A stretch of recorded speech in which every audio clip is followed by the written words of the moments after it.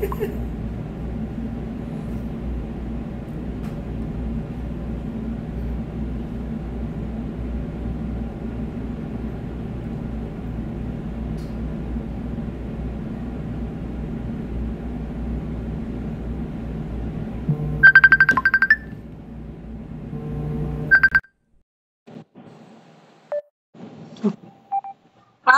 Ay, Hello, hello po, ate. hello.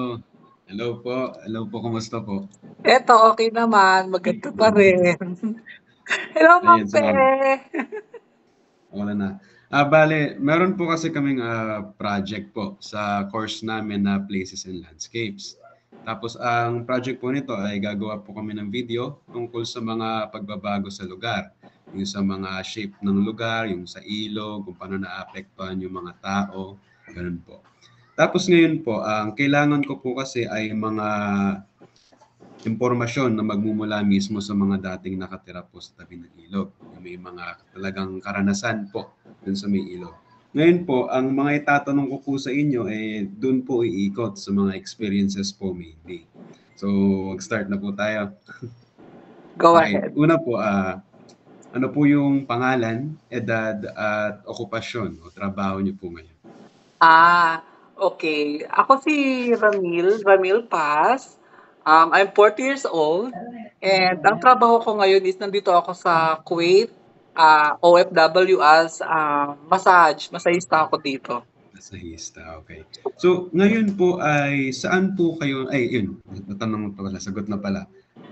Nabanggit po kasi ni Mama na dati daw po natira daw po kayo sa tabing ilog, tama po? Hmm, hmm. Ilang taon po kayong tumira dun sa tabing ilog? Lumipat kasi from Giginto kasi kami. Tapos lumipat kami sa Riles, doon sa tabing ilog, 1984. So 1984. 4 years old pa lang ako noon, pero natandaan ko na siya. Bakit po kaya kayo lumipat dun sa may Riles po?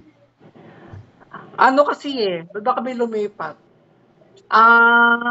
Siguro and yung part na yon hindi ko na bali alam kung bakit kami lumipat. Pero hindi ko na ano yon yung na bakit kami nalipat to. Pero basta ang tanda ko, doon kami lumipat. Ganon. Kasi 4 years Mm, old pa lang ako no. So far okay. hindi ko rin naitanong kung ano yung dahilan bakit. Ay, sorry. Kung bakit I kami know that. lumipat doon. Okay. So, sa oras po ng pagdating niyo po ron sa gilid po ng Riles po na yun, maaari niyo po bang ikwento po sa akin yung mga karanasan niyo po nung bata po kayo hanggang sa nung lumipat na po kayo talaga? Nung lumipat kami doon, siyempre pagkabata ka siyempre kasi nung lumipat kami doon sa release na yun, actually wala pa talagang mga katao-tao doon. Usually, yung lugar na yun talagang layo-layo ang bahay. Siguro bago ka magkaroon hindi katulad ngayon na hindi katulad nung bago kami umalis doon na ang bahay, dikit-dikit na talaga. Noon nung lumipat kami doon, ang release medyo nakaangat pa siya, parang meron siyang bundok na pa-gano'n tapos nasa ibabaw yung release. So bali, pag nagtayo ka ng bahay, para maging ka-level mo yung release, kailangan meron kang silong. Yung meron ka parang yung bahay mo may tungkod na gano'n, pwede kang pumasok sa ilalim, may silong ka. Gano'n, gano'n ang bahay noon. So kasi, tapos yung pinakailalim ng bahay is matubig. Matubig siya. Matubig. Kaya pagka oras na umuulan, meron kang kasi yung mga bahay noon kasi talaga mahiwalay talaga siguro mga siguro mula sa bahay nyo hanggang dun sa bahay nyo hanggang sa gate ng Villa Grande. Bago Layo nga. magkaroon ulit ng isa pang bahay. Ganun Mm. siya. Tapos silong, tapos tuwing umuulan, yun nga maganda do'n, tuwing umuulan, siyempre yung silong mapupuno ng tubig yun, may mga isda, may mga palaka. Tapos pagka tuyot naman, ayun puwede kang mag-standby doon, gumawa ka ng duyan, gano'n, kasi may silong nga. Mm. Ano po yung experience po dun sa ilog? Like, dati po ba naglalaro po kayo ron sa ilog? Like, naglalangoy po ba kayo? Tumatawid po sa saog? Sa kasi sa ilog, hindi ko masyado kasing na ano yung experience yung sa ilog. Kasi unang-una, takot kasi ako kasi ano, kasi 'di ba merong tulay dati kasi sa ano, may tulay. Hindi ako talaga nagpupunta do'n kasi takot ako sa ilog. So yung when it comes to ilog, hindi ko talaga siya masyado na-experience. Siguro na-experience ko na lang ang ilog nung ako ay siguro ano, mga 10 years old or 10 or 12 years old, mga gano'n. Kasi takot nga ako. Pero alam ko din, wala din gaanong mga ano sa ilog. Kasi based on sa friend ko, siguro mamaya isasuggest ko sa iyo kung sino yung pwede mong ma-interview about sa ilog. Hindi ko talaga masyadong ano. Pero yung sa amin, sa Riles, ayun, go. Okay. Ngayon naman po, maaari niyo po ba i-describe sa akin yung itsura po ng ilog dati? Kumpara po sa ilog nung bago kayo umalis sa Ay, Riles. yung ilog dati, malinaw pa yung dati, malinaw, tsaka walang gaanong ano, nung bata ako noon, hindi siya nakakatakot, hindi siya katulad ngayon na napakaitim. Dati pwede ka pang maglaro sa ilog talaga, may makikita ka pang mga isda-isda sa mga ano, sa mga gilid-gilid.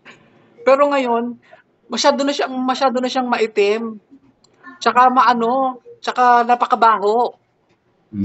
Hindi katulad dati. Kasi naka-experience din ako nung high school ako, may na-experience akong ilog. Bali sa Loma de Gato na yun, ang ilog.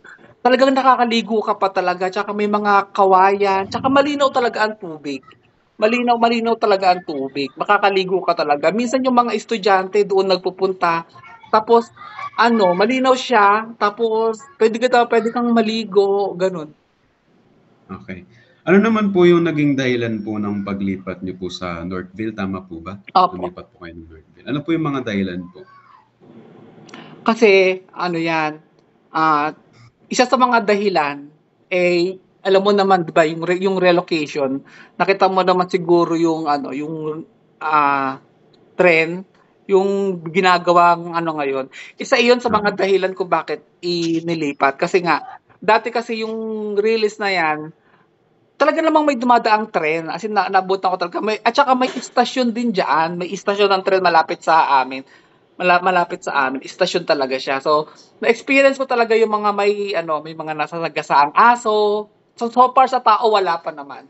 So, na-experience ko 'yan, yung parang yung dadaan yung tren, malapit lang yung distansya ng bahay mo sa tren. So, magisigawan na, na-experience ko 'yan, yung iba't ibang klaseng tren. Tapos, ayan, ano nga yung tanong? Bakit nalipat? Ayun, isa yun sa tren. Tapos nawala iyon. So, syempre, talagang daanan talaga siya ng tren. Ngayon yung government natin, kailangan talagang, syempre, para sa pagbabago ng economics natin, so, inano talaga nila yan. Pinaalis nila yung mga tao doon sa mga, actually, hindi lang naman yung Northville na yan lahat ng dinaanan ng tren na yan, sa Laguna, kasi meron pang Laguna yan, may Laguna, dumaan sa Bukawi, sa Plaridel, kasi hanggang Bicol yan, hanggang Bicol. Okay. Nung lumipat naman po kayo sa Northville, nakakaranas po ba kayo ng pagbaha sa Northville po? Ay, sa Northville? Ay, oo. Pero ang pinakapagbaha na experience ko dyan sa Northville, yung the worst is yung Undoy. Yung Undoy, yung Meron din akong may video ako niyan, send ko sa'yo yung experience namin Yung Undoy talaga ang pinakagrabe. Kasi yun talaga yung worst experience na buti nga kamo nangyari yung hapon. Kaya medyo alam namin yung pagtaas. Pero kung gabi siguro, napakarami siguro patay. Ano po ba nangyari nung gabi po? Nung oras po na yun? Kasi syempre Undoy yun eh. So wala namang hindi naman katulad ngayon na masyado ng yung mga tao na parang syempre, based on experience, syempre. Parang na sila, vigilante na sila when it comes to sa mga ganyan. So may mga camera na sila tsaka updated na sila sa bagyo, kung magbubukas ng dam. So yun, nangyari yung ganun. Okay. Ngayon naman po, dahil nabanggit po natin kanina na malaki po yung naging pagbabago po ng Ilog Marilao. Ano po mas pinaniniwalaan nyo? Yung mga tao po ba ang dumudumi sa ilog o yung mga industriya, yung mga pabrika, mga pagawaan po? Actually, it's parehas. Parehas, actually parehas. Kasi ano eh, yung industry naman actually, may mga ano naman yan eh, may mga katulad halimbawa ng Vitarich. May mga parang ang tawag doon parang dinideposit muna nila yung ano nila tapos pinifiltrate. Pero hindi rin sapat yon. Kulang yon. Kulang sa ano ng mga ng gobyerno natin. Kulang sa tingin ba kung tama yung ginagawa. Pero mali talaga yung kanilang process. And then, aside from that, yung tao, katulad sa amin, sa Northville, yung sewage system ng Northville, doon lumalabas din sa ano, sa diretso din sa ilog. So, gano'ng kadaming bahay ang nasa Northville? 1,500 families ang nandoon. Sa Northville, luma pa lang yun, sa lugar pa lang namin yun. Merong A, merong B, merong C. Lahat ng mga yan, lahat ng mga sewage niyan dumadaan sa ilog. Sa ilog ang tapon. Tapos, ang ilog naman natin, 'di ba, pag ganyan siya, pag 'di ba, ito yung ilog, pero ito yung bahay pag ganyan, dito yung bahay. So, walang harang 'to. So, walang harang 'to. Kaya ang mga tao nakakapagtapon talaga ng kanilang mga basura. So, pare-parehas. Kapag po narinig niyo po yung Marilao, salitang Marilao, ano po bang una pumapasok sa isip niyo? Syempre number 1 ano, lubak. Lubak. Naisip niyo rin po ba yung Vitarich kasi mabaho po na. Lubak, Vitarich, at saka ano, so far walang nothing much eh. So far yung good, wala masyadong good sa Marilao. Walang masyadong good. Kasi hindi nga napagtutuunan ng bagay yung mga dapat na pagtuunan. Actually, yung kalsada natin, hindi talaga ever since nung kami, kahit itanong mo sa mama mo, yung kalsada na yan ng Marilao, dyan sa ano, hanggang mula doon sa Vitarich, yun at yun pa rin. Hindi naman nagbago, walang nagbago. Hindi siya naging dalawahan, hindi siya naging ano. Kasi nga hindi naging prepared yung ating government na dapat yung road widening. Hindi talaga nila naisip yan na about na economy, hindi. Yun talaga pinaka main problem ng actually hindi lang naman Marilao, lahat naman eh yung road widening na naging problema. Kasi syempre, alam mo na, pagka pinapaalis, para nagagalit, alam mo yung mga resistance, hindi na rin talaga may iwasan yung mga ganyan. Eh. Wala eh. Okay, so last question na po tayo. No? Bilang dating mamamayan ng Marilao, na naging saksi sa mga pagbabago sa lugar, ano po kaya yung naiisip niyo pong mga paraan para masalba po natin yung ating kalikasan? Actually ako, ang nakikita ko talaga is, syempre para yung, ako talagang gusto ko rin talaga yung, mahilig talaga ako magtanim eh. Mahilig ako magtanim. Isa yan sa mga ano ko, gusto ko talaga.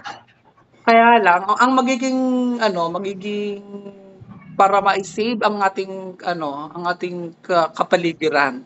Syempre, dapat katulad nung una yung ginawa ni Imelda Marcos noon, hindi lang actually sa pag-save ng kapaligiran, para save na rin ng sarili. Yung bang tipong yung green revolution, yung pagtatanim, isa sa pagtatanim.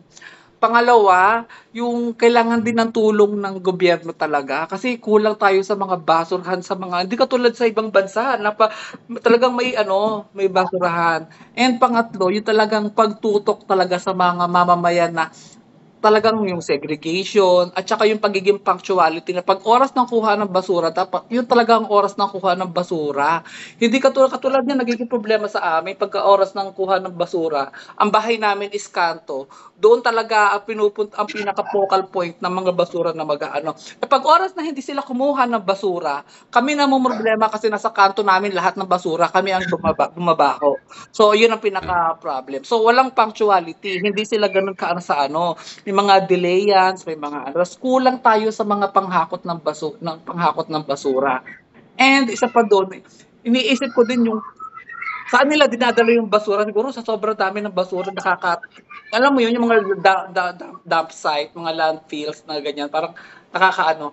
Saka para makatulong sa kalikasan, syempre magtanim, hindi lang kahit nasa paso, okay na yun, nakakatulong din yun para sa pag-produce ng oxygen, sa mga ganon. Actually, ayoko talaga may nagpuputol ng naiinis ako sa may nagpuputol ng puno. Naiinis ako sa nagpuputol ng puno, ayoko. Dahil favorite ko talaga yan. Pero, yun nga, education sa sarili, yung talagang, dapat talagang tutukan, tapos support ng government, at saka dapat may concern din. Yun, actually yun, tao lang din naman talaga eh. Tao lang din talaga, tayo lang talaga ang gagawa ng paraan. Kasi tayo rin na magiging magiging argabyado pag dumating yung kalikasan kasi katulad yan undoy o sino ang undoy, mga lindol, tayo din, landslide, tayo din. Okay. Yun lang naman po yung mga tanong. Ano po kaya pwede ko maibigay sa inyo in return? Wala bang landslide? Love life? Hindi, wala. Okay lang ako. Actually, sabi ko sa mama mo, interview niya ako kahit na everything na gusto niyang itanong. Walang problema sa akin. I would answer it. Okay, yun lang naman po. Okay. So, kamusta mo ako sa daddy mo? Okay. Ingat. Bye. Thank you po.